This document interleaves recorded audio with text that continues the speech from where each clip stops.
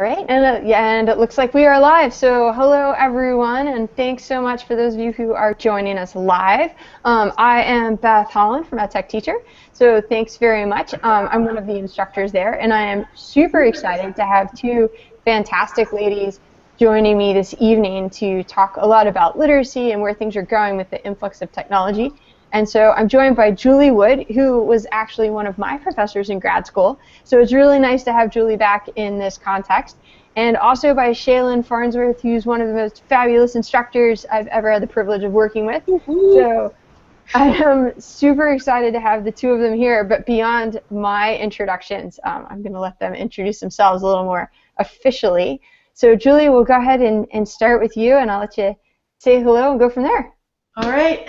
Hey, everybody. My name is Dr. Julie Wood. As Beth said, we go way back to when she was a young scholar, and now she's done all these amazing things, and I'm thrilled to be here, thrilled to be having this conversation with Shaylin as well, because I really respect her work and what she's doing in the field with teachers and as a literacy coach. I've been in the field for a long time as a literacy and technology person, and I have a company called EdTechTeacher, and I run it with my colleague in the UK, Nicole Ponsford. We wrote a book together.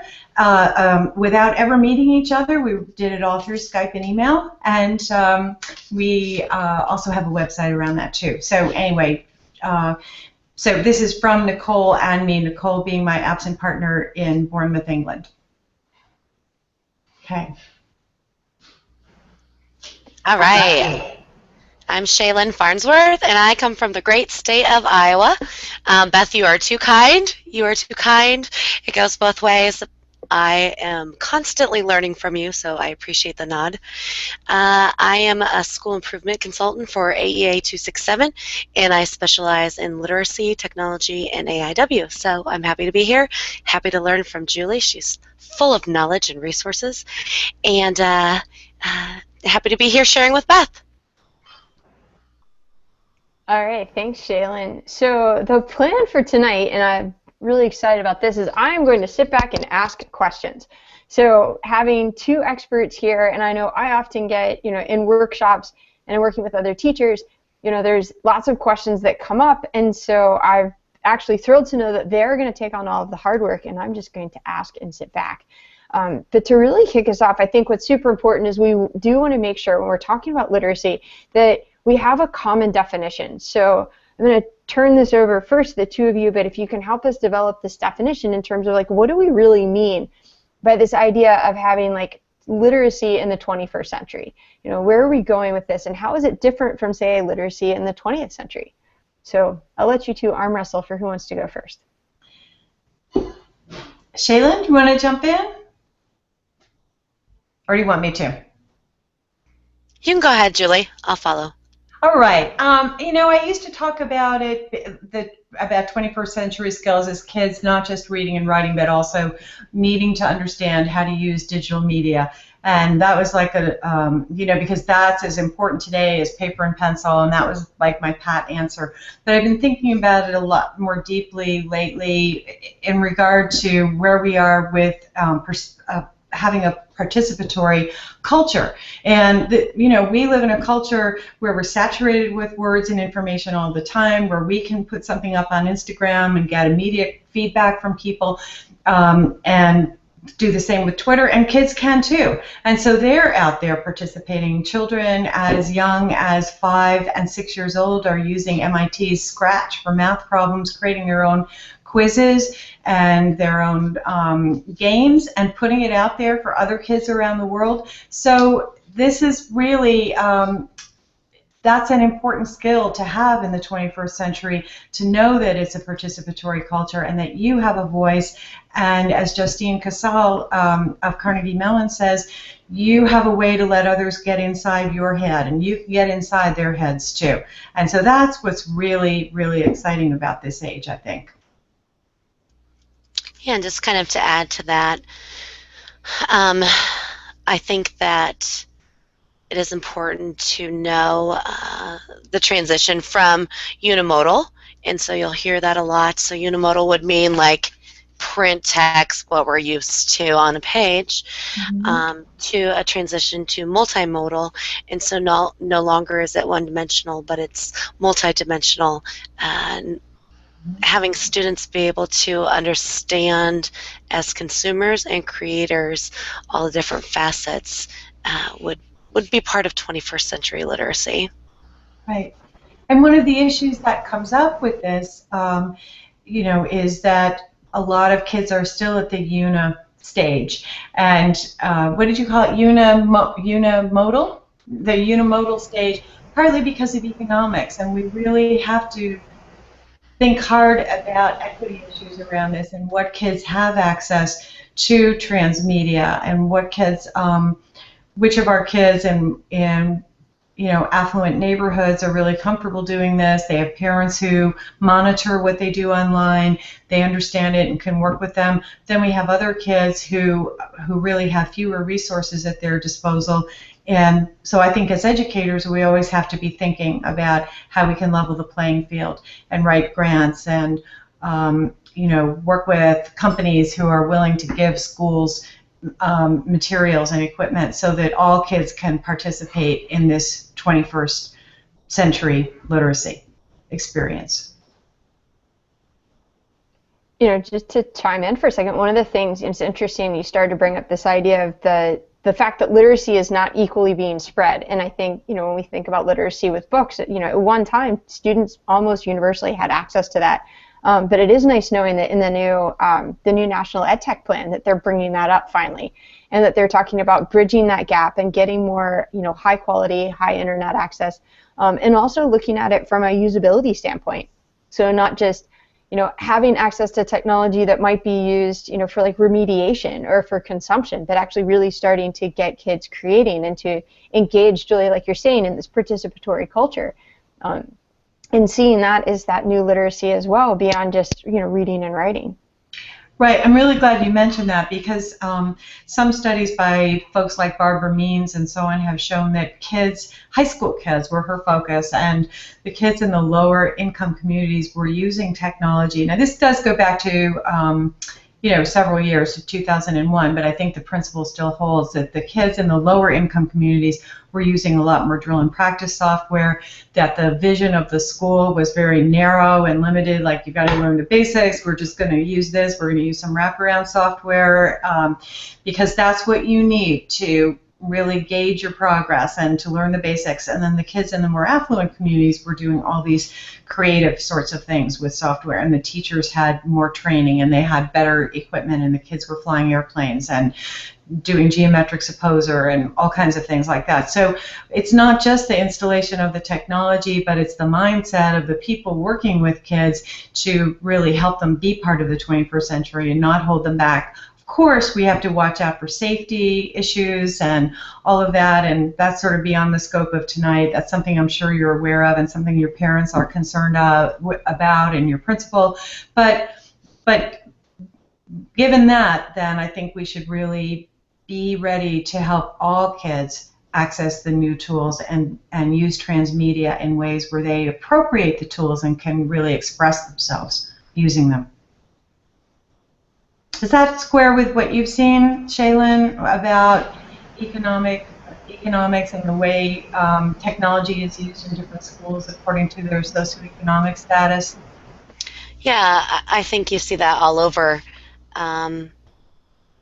Equitable access is a huge topic, not only with the technology plan, but on Twitter and other social media sites.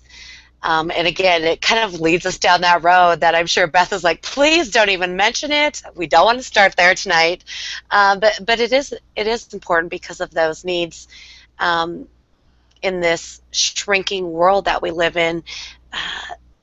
Those students with access to devices, to technology, to resources that have practice consuming and creating are at an advantage to those who don't. Right. And you see them having more opportunities, more choices, and being the leaders not only in school but beyond school and college and career. So it's an important issue.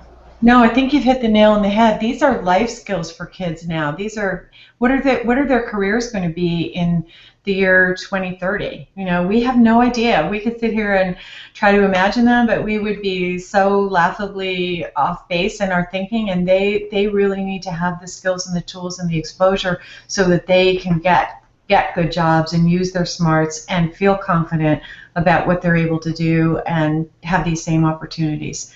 Because their career success and life success depends on it. Outside of academic success, which is always our most immediate concern, but it goes, as you say, so much farther than that. So one of the things I always get asked when this conversation starts to go this way is like, what are the skills that your average like 7th grader needs now? And so, you know, and I know, Shaylin, that you do a lot of work, like you're working in the schools like right now. I mean, what do you see as like the really valuable, tangible literacy skills that are so important for kids today to have? I think first, access to reliable, relevant information. It's huge. There is such a sea of information out there. What is it, like information, the common knowledge will double in every 12 hours by 2013 or something outrageous like that. And so having access to reliable, relevant information, how to locate that, is one skill that I don't feel is focused on enough. Along with that, if you look at, and I know this is the reality we live in, we are measured by a test. And if you look at how tests are going, most tests, whether it is math, science, or literacy, is measured by fluency of typing and writing. So are you able to comprehend it, and can you type and share your answer? So even though there's another huge debate about handwriting and typing skills, the reality is we live in a society where we are measured by the test, and those kids need typing skills lacked all over the place. And thirdly, the ability to use tools to be advocates for self and others.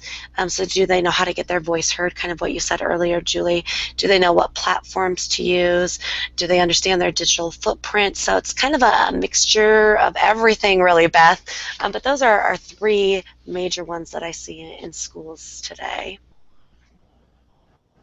I would agree, and I'm glad that you talked about writing, because that is so important. And I was just reading today about very few kids really know how to keyboard, and it really impedes their ability to express themselves, because you can imagine yourself, if you were, 13 years old and you could only type, say, 5 or 6 words per minute, that would just really slow you down, and your ideas would be so far ahead of what you were able to get on paper.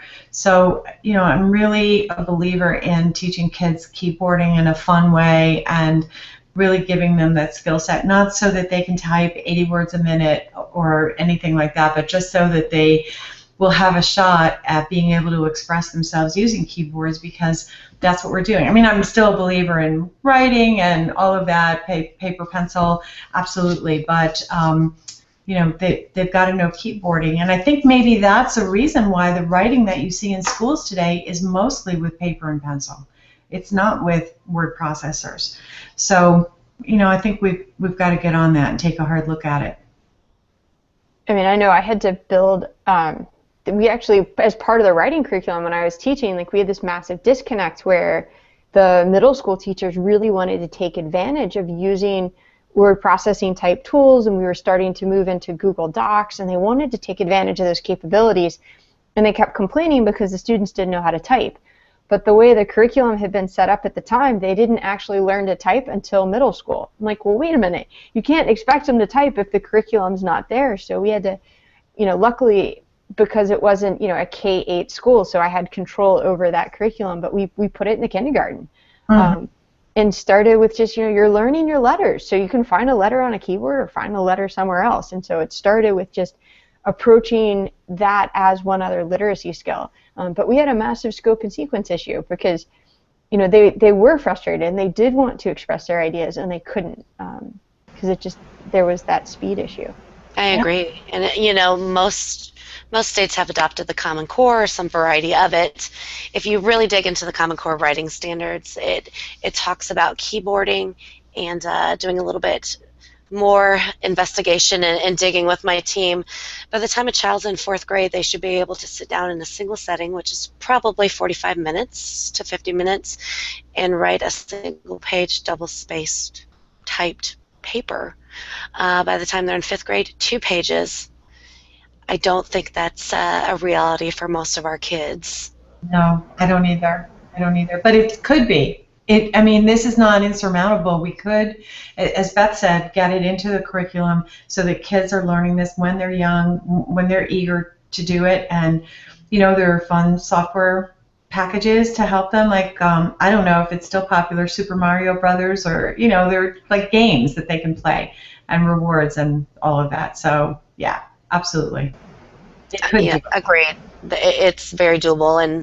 And if you are truly following the Common Core, even down all the way into kindergarten, it has exposure and help and guidance with parents, teachers, support to include publishing and writing with digital tools. And so it's dressed right there all the way down in kindergarten.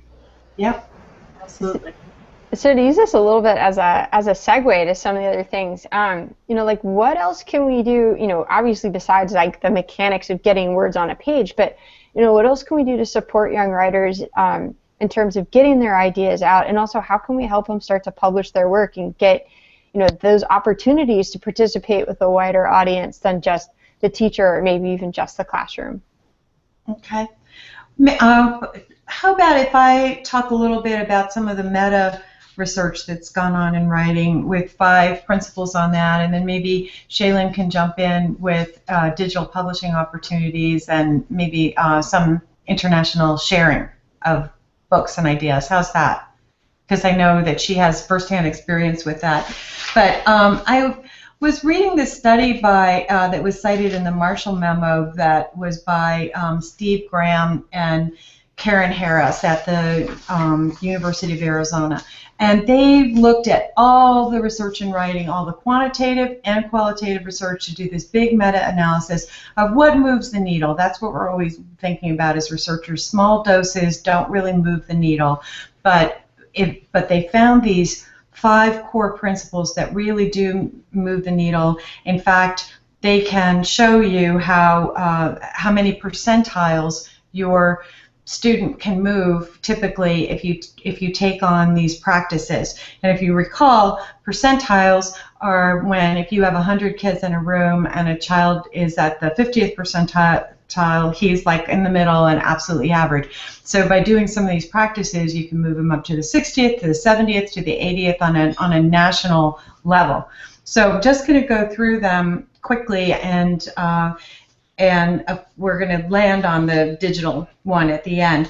But first of all, students need to spend at least 30 minutes a day writing.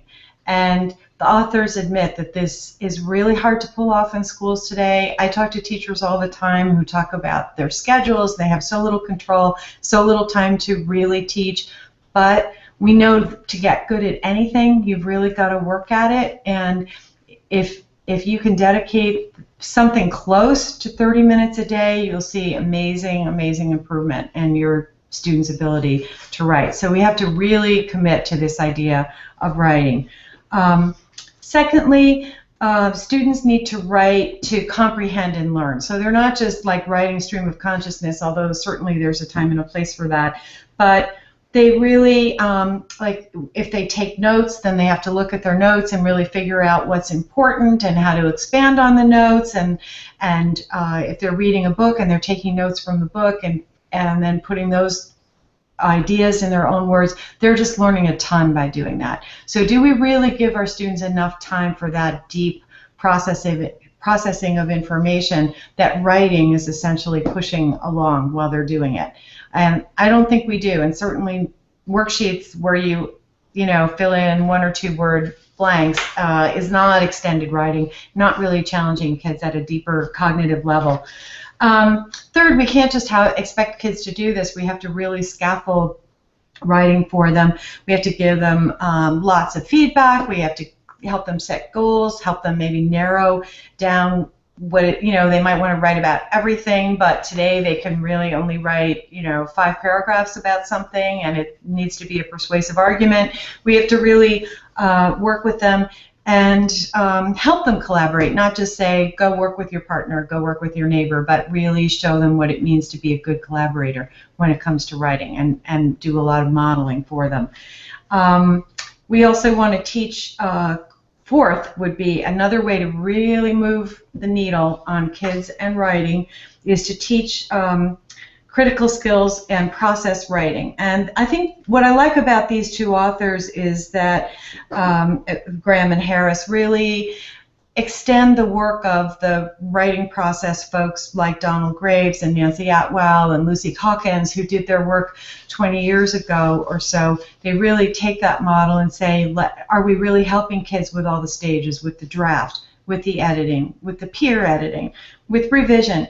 And are we pulling them out to teach them spelling and grammar and syntax and literary techniques and that sort of thing? Because there's a time and place for really explicit instruction, and we shouldn't shy away from that, but we've got to really, give kids the tools that they need. And then the last one, the fifth one, we've talked about before, which is to help them use digital writing tools. Get them using, get them keyboarding, get them using word processing, expanding to Google Docs and other amazingly powerful tools that are out there, and but scaffold all the way.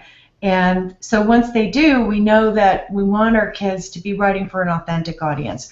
We don't want them to just be writing for something that they'll take home or that's in the classroom. They'll put so much more into it if they know that they're going to get a chance to publish. And that's like the ultimate goal, is to publish their refined work. So I'm going to turn it over to you, Shaylin, for that. Well, that's a lot to swallow. I know, it's a lot. Big shoes to fill. So this is kind of a mixture of my own learning, my own interpretation, and just kind of my own views. Some of it is research-based, others is Shaylin-based. Is that okay, Beth? Okay, so first, I'm definitely a workshop teacher. I believe in that framework. I think it's the focus is on the students and not the content. And whatever the skill may be, whether it's reading, writing, creating a multimodal project, a video, whatever it is, teach the student and not the content. With that being said, I agree that engagement and purpose increases when you have a different audience than the traditional lone teacher. And if you look back in all of the research, you were referencing Murray and Graves and Atwell and Culkins and G and everyone, they talk about giving the students a different audience, providing them an audience. And today's society, we are not only able to take that theory but change it into reality. So they no longer have to imagine it, they can actually do it, create it, and then give it to that audience. So I love that aspect of it. The other thing I would touch upon is the product and process is different. I haven't wrapped my mind completely around this, and Beth, jump in because I know you probably have things to say about this, but I think not only is product different as far as what students can use to communicate their understanding and knowledge, whether it be text, a blog post, a video, a screencast, whatever it may be, a podcast, but I also feel that process is different. Beth is shaking her head, yes. Mm-hmm. I think because it is collaborative in nature, it can be recorded and shared, it can be public instead of private. I think process is different in contemporary writing or thought making. I don't even know what you would call it, Beth. And I really like the aspect of, for a long time, we were thinking of mentor examples as far as text.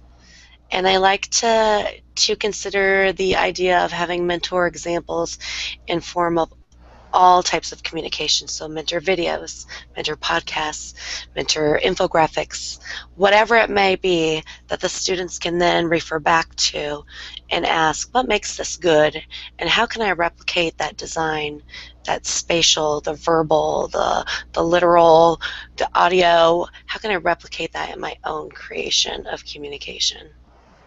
So those are my tidbits. That's great. Well, I think that's a form of scaffolding to have those mentor texts, and they're really powerful. Even an example that's not great can be powerful because kids can look at it and say, oh, yeah, I get it, and I could do even better than that. Or a mentor text in a particular genre that they are not all that familiar with, like a science experiment or a how-to guide to something they are an expert in and they know how to do. I think that's really powerful, and I like especially what you said about how the kinds of texts that kids can generate today run the whole gamut because I think the digital revolution just changed all of that, and they have so many choices now, and I know that you're working with teachers to help them wade through all those options, right? And all the apps that are available and all the iBooks and eBooks and the kinds of things that kids can do. You were saying podcasts, YouTube videos. I mean, they can do it all. So I think today's teachers have to maybe, try one new thing per project and build up a repertoire and not expect themselves to be able to do everything right away, but to keep learning and to learn from master teachers who are out there and who really get it and love it. And one thing I'm really struck by today is people's willingness to share their smarts, put it out there. There are so many bloggers out there who will tell you step by step how to do these cool things, and they're bloggers who are in the classroom or have, real on the ground experience with teachers. And so anyway, there's help out there to help you find your way through all these things, but really envious of the kinds of things that teachers and kids can do today with digital media. I actually had just a fascinating conversation last week. I was working with a group of elementary school teachers, and we were working on storytelling. And so with storytelling, we started out and said, okay, well, we're going to tell a digital story. And so we're like, okay, all great stories have, a beginning, a middle, and an end. And we were actually using the very traditional story arc, and I had set that up for them, where, once upon a time, every day, and then one day, just that was the only requirement, was they needed to fit in the story arc. But the conversations that we had when it comes to process, one of them was the debate over when you're planning digitally, you can essentially have a piece of paper that never ends. And we started talking about the power of working with some of the mind mapping tools. So whether it's something like Poplet or Inspiration or Kidspiration, or I'm a huge fan of one right now called Coggle, which is actually not great for storytelling but good for other things. But just the fact that the paper never ends, so it's those kids where they actually feel totally stuck by the bounds of 8.5 by 11. And then we had the separate conversation though, where there were some of the folks who said, no, but I don't like an open space. I see a blank space as totally intimidating. I want a graphic organizer. And so we worked with both the open mind map that never ends, and then the idea of having this very structured graphic organizer. And I actually really love, it's the Holt Publishing, the interactive graphic organizer site, which is not interactive at all. And it has not updated since 2004, just for the record, never changed since 2004. They may update it now that I said this, probably not. But it's just these printout graphic organizers, except when we made it digital, again, we could keep going. So I had some teachers that had filled in their bubbles and then made new ones and just kept drawing and kept going, because there was something about process knowing that they didn't run out of space. And so we ended up having this really interesting conversation about how does the process change when you can't run out of space, you're not trying to tape multiple pieces of paper together. The mistake tolerance, the fact that you can erase something and it's totally gone, and you don't have to make Swiss cheese paper when you erase all the way through to get a hole in it. And then to start freeing it up and saying, well, now what if I just want to talk to my piece of paper and have it record all of my crazy ideas and then go back and map them out again later or add on to what I've done. And so we actually never finished our digital stories because we were having such a nice time discussing how does just that process of writing change, and how can we support our young writers by just, not even breaking from the idea of like brainstorming, drafting, first draft, second draft, like that kind of stays in place, but suddenly we're doing this on a piece of paper that has no boundaries. And just that one little concept we spent a really long time talking about it because it just opened up all these different possibilities. I think it would be really cool, Beth, because our minds kind of think the same way at times, that have you ever seen a visual artist create live? Yeah. Why couldn't you have that concept with a writer or an author, or actually see them digitally from around the world, zoom in on their process as they write? Yeah. Almost like a live, I will be drafting or brainstorming or writing between this hour stepping. Wouldn't that be amazing?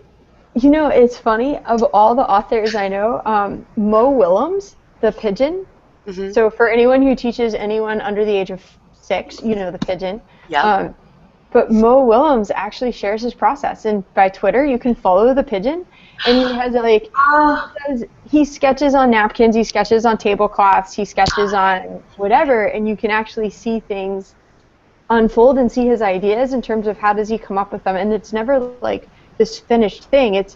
You can tell that he really likes restaurants with paper paper tablecloth kind of things because he likes to draw on them.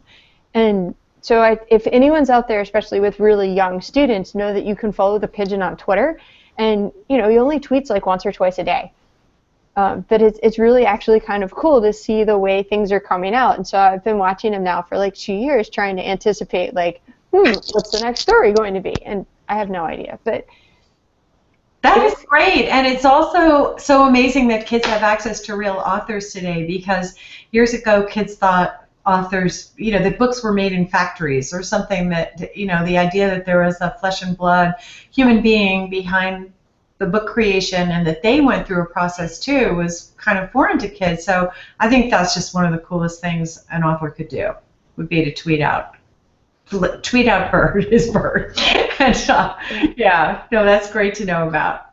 And I know, a lot of times too, authors in particular are pretty accessible online. So I've heard lots of stories, of folks that have reached out to different authors, and then they might Skype into the classroom or something along those lines.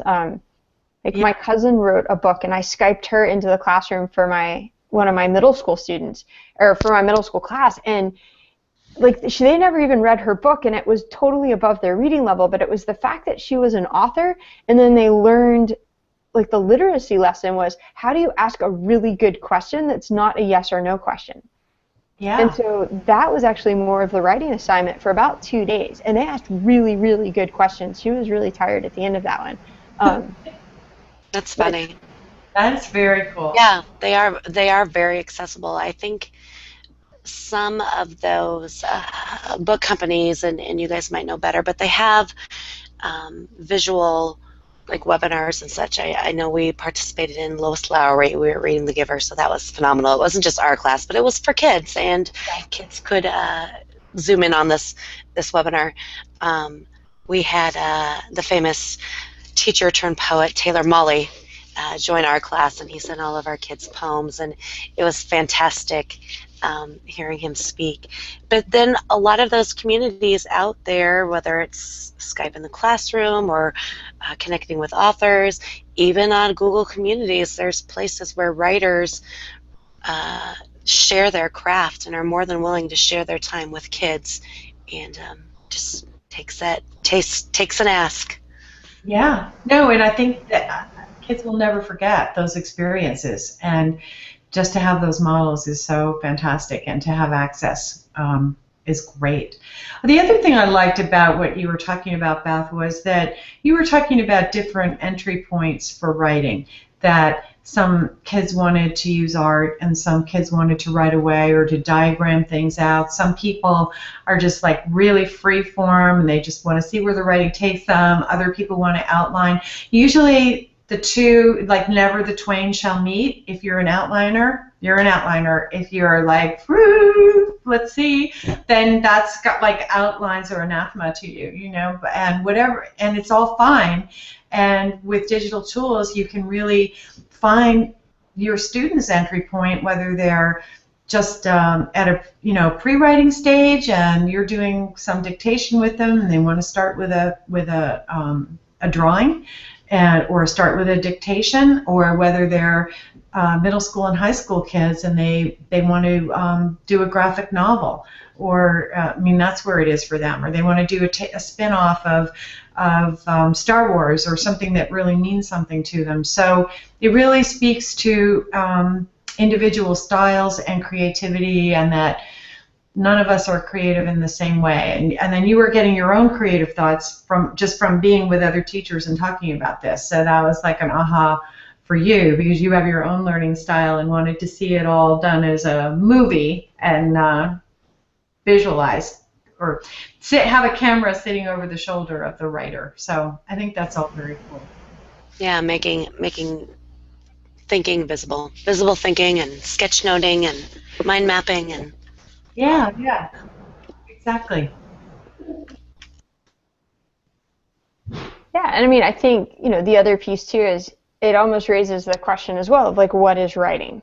Like we used to think of writing as like the product. It's like words on a page, but now I think we're getting into a place where we can define writing in so many different ways. That it's not just the tradition, that it's not in the same traditional sense as what we thought of writing when most of us were growing up. And so I think there's, a lot of opportunity there to try and catch people in different places and sort of meet them where they are. Right.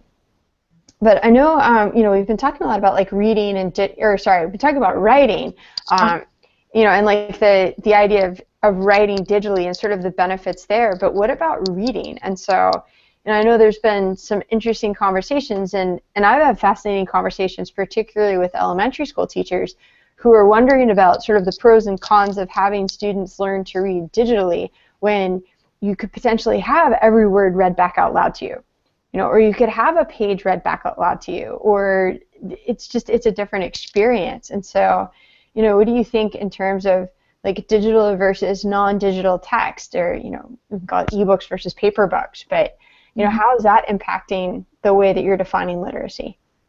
Okay. Do you want me to jump in, Shaylin? All right. I think often in our culture we make up these false either or kinds of situations. Certainly politics are that way now. You're in one camp or you're in the other camp. And I think ebooks open up ebooks or iBooks, however interactive they may be, they open up whole new worlds for different kinds of learners, and they really speak to universal design for learning. So if you've got a child who is really able to comprehend and appreciate books, but they're a little bit too hard for him where he is now, but he can get that extra support, through having the text highlighted and read out loud to him, and then having a word defined when he needs it. At point of use, I think that's all really, really exciting, and that as long as there aren't too many bells and whistles so that it's just too gratuitous and distracting, because some studies have shown that, I think those little things are entertaining, that kids go off a little bit too much, like if the clicking makes something occur that's extraneous to the book, like in Grandma and Me, when you click on a bird and he flies away, or you open the mailbox and mail spills out, or something that's not necessarily keeping you with the text. But I think it's all good, and I think you can make sure that your kids have both kinds of experiences, and a lot of parents really appreciate having digital books to read with their kids, especially if they're English language learners and they're worried about their pronunciation of English words, and they can sit down and enjoy a book, a digital book with their child. Like, that's a very powerful experience for them. Because I used to always say to people, there are bilingual books in a lot of libraries. If you have a big city library, you might be able to get a bilingual Spanish book. Maybe if you're lucky, bilingual French, but you won't have enough languages, or there just aren't enough books out there to support that in print. So I think you can get you know, so much out of digital books. The only caveat I would put in is that sometimes the level of conversation between adult and child goes down a little bit when they're sharing a digital book, meaning that the talk is more about what will happen if you click here, or look, we can swipe to do this. It's more about process than about really comprehending the ideas and the characters and interpreting and making you know, which character is funny and making up a new ending and that sort of thing. So we have to be careful not to let the digital book run away with the whole show. We still need to, you know, be interacting with the child around the content of the book. But I'm just all for it and think that it opens so many doors for kids, and they can read print books too. It's like not one diet or the other. What do you think, Shaylin? And what are you seeing in classrooms? Yeah, I completely agree. I don't think it's an either or. I think it's a both. I do think, oh shoot, I put a link in there for Beth about screen time and how young is too young and how they're changing those recommendations. But people read and write mostly digitally throughout their day, no matter what age they are. That's right. So to neglect those, you know, the understanding of that text by only forcing one way or the other seems outrageous. I don't know if I could add any more, Julie. You said it so brilliantly. No, Beth, anything to add there? Yeah, I mean, I think one of the things, you know, Julie mentioned there was a study, and I know it caused a lot of uproar when I was talking to a lot of teachers, and then the New York Times publicized it, which totally didn't help, where there was this comment like, okay, you know, ebooks could actually be decreasing toddlers' literacy. Like it was something like that was the headline for the New York Times. And what it, you know, it made it come off and have this appearance of like, ooh, ebooks are bad, all ebooks, you know, and it was like blame the device. And when you read into it, it was exactly like what Julie was describing, whereas when you have these books that are really more almost like giant video games, where it's constantly like, you know, touch the monster, see this, go over here, oh look, a video is popping up, that it did take away from that experience of sitting there and reading with a child and having a conversation. But you know, that's one of those things where it's more the behavior and not necessarily the device itself. But more recently, there was, and now I'll have to go find it somewhere, but there was a great article, and it was on DML, the digital, media learning? DML. I can't remember now. The DML Hub, they're out in California, really interesting think tank, but they talked about the book test, where they said if you took device out of the sentence and you replaced it with the word book for whatever the behavior was, would you have the same reaction? And because there has been a couple of different articles where it was like, oh yeah, well, you know, the kids have iPads and now all they wanted to do was read their books on their iPad. And this person saying, well, wait a second, you've got a rainy day where kids really wanted to sit down and read a story. Like, what's the real problem on this? You know, it just happens to be on a device. And so I thought that was such a great way to look at it, where we can now start to analyze, like, what's the behavior, how are we engaging in things, not necessarily, you know, is it the technology that's absolute good or absolute bad, which I thought was a nice way to do it. I have, if anyone invites me over and has toddlers, I have quite the collection of Kindle books, you know, The Pigeon, Pete the Cat, Day the Crane's Quick, you know, but as Kindle books, they're just digital copies of the book. There is no interactivity. I mean, it is the story. And so that's where I think we can have that different conversation, because there's literally no difference between me doing this or me trying to turn the page in terms of how I might want to interact with that text. Right, exactly right. And I think we should make a distinction. I should have set it up by making a distinction between ebooks, which I think of as just more like pouring of the text into the digital medium, versus iBooks, which are more interactive and things happen, and you can you might read up to page 20 and then a quiz will pop up or something. I know there are some Scholastic, Astoria is like that with Scholastic, where it's sort of a comprehension check along the way. So, but I think I think what you're pointing to about this, I did read that study in the New York Times, but if it's the one that came out of the Joan Gans Cooney Center, it said we just had a few families. Like, this is just early. You know, we're not really coming down hard with this. I think sometimes people get hyped up or read too much into it, and what it all points to is that we need a lot more research on this. But from a research standpoint, by the time you get the kids and the devices and you sit down with them in a lab and you really watch their behaviors, the technology has changed. By the time you publish that study, it's all different, and now we're reading books on our phones instead of on Kindles. You know, we're reading them on iPads, and there are new capabilities coming along all the time. But I think, as a rule of thumb, though, I think the research has shown that the highlighting of text along the way is very powerful, that the ability to click on a word and get a definition and often a pronunciation, sometimes even a sentence, an exemplar sentence that shows how that word is used, those are really powerful sorts of things, because who has a dictionary at their elbow? And even when we were kids and did we run to the dictionary, you know, or just like pop over the word, you know, just kind of like mumble and fake it to get through? So I think all of those things are good, and we just have more research to do about how we can really maximize them for all types of learners. And I think we've got a parent education piece and a teacher education piece too, because it's not like just go take your iBook and read in the corner or your ebook. You know, it's all about building language and helping kids really be able to interpret the text that they're reading. And we've got to be there for that. We've got to talk with kids and, you know, and have fun. Like, every time to your point, Beth, about a book as a book and in the meta sense, every time we sit down and read a book with a child, it should be a party. It should be a big, exciting, interactive event, and it almost doesn't matter which medium we're using.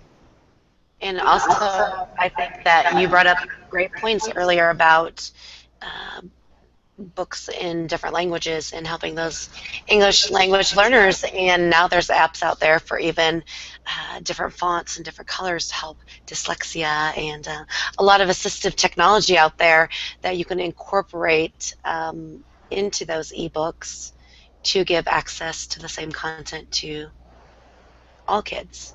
That's exactly right, because sometimes you can enlarge the text, you can change the font so it's really easy to read for a child with visual challenges. You can use that audio piece for the child who is an auditory learner. So it's so malleable when the text is digital that you're really going to, and those kinds of ways of manipulating text is good for all of us. Like, when I use my Kindle or my iBook, I enlarge the font size. Sometimes if I'm not wearing glasses or just don't want to wear glasses, it's good for all of us, you know. Or I use the definitions of words. I was just reading a novel that had like 3 or 4 kind of rare words on each page, and I was almost like playing games with myself to see, like, oh, this is only 4 new words that I need to learn to get through this page, you know. So that's the great thing about universal design for learning, is that it's good for all of us, and we can all use these adaptations. What else do you think, Beth? Where do you want to go next? No, I mean, I think in a lot of ways that this actually, you know, kind of brings us back around to a nice way to start wrapping up the conversation. And I've been thinking as well, and this was another conversation I had actually with a group of special education teachers last week, was the idea of, like, what's the value of paper versus digital, and how it may not be the same impact for every kid, you know, but where is it that we can support literacy, whether it's reading or writing, if we can use a digital tool? Like, where might that functional enhancement be that provides a student a different way to interact with the text, that might support decoding or support fluency, or give them a definition or give them a translation? Or, I mean, we were even playing with the read and write extension for Google Chrome when I was there, which I'm very excited to finally have the premium version and now understand why it's so cool. but like it has a picture dictionary. Like how many times do you look up a definition for a word and realize that you don't understand the definition either?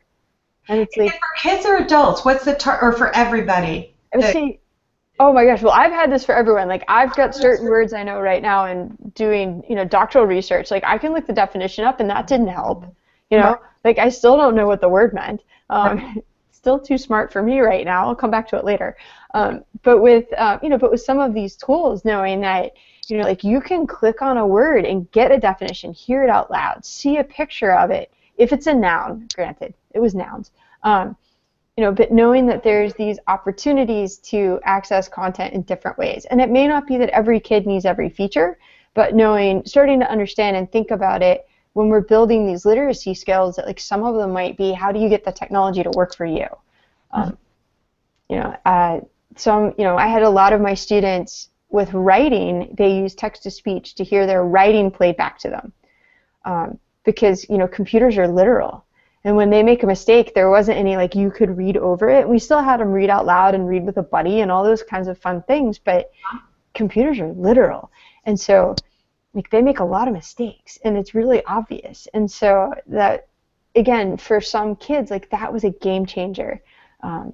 Personally, I'm not an auditory person, so I want it to be quiet, but that doesn't make it necessarily wrong.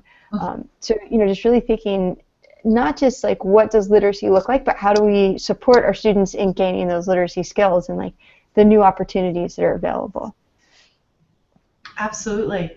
And that I could, based on what you said, I just thought we might make a quick segue into nonfiction text, because as Shaylin knows from talking with teachers about the Common Core state standards, the nonfiction texts are certainly a huge part of that, both for reading and for being able to write.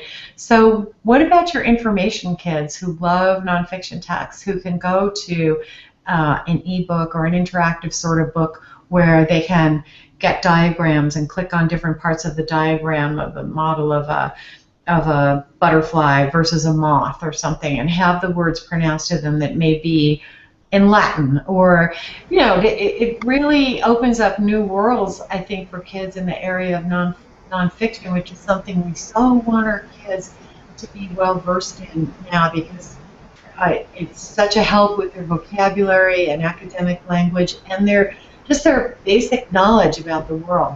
And so I love this movement toward nonfiction, and I think this is a great area for for digital media. I think Beth should do another webinar just on nonfiction, because we could spend a whole other hour, Julie, talking about digital simulations, primary sources, access to experts, all of that rich nonfiction out there, Google Earth and maps, and all of those things that you can incorporate into nonfiction. We could do a whole nother webinar, an hour-long webinar, Beth, have Julie and I back talking about nonfiction. That's right.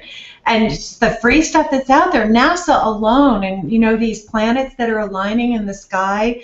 Now, if you get up early, which I don't, and wouldn't run out on a cold New England morning, but you could, I think, have somebody from NASA walk you through the experience if you went to an open field, and they would tell you which planets were where within the arc. So that part's really opened up. Because I'll tell you, when I first started teaching what we used to call remedial reading, the nonfiction books were so boring and so poorly written and so poorly illustrated that I would just feel sorry for my kids having to read them. I kept trying to find good ones, and they didn't really exist.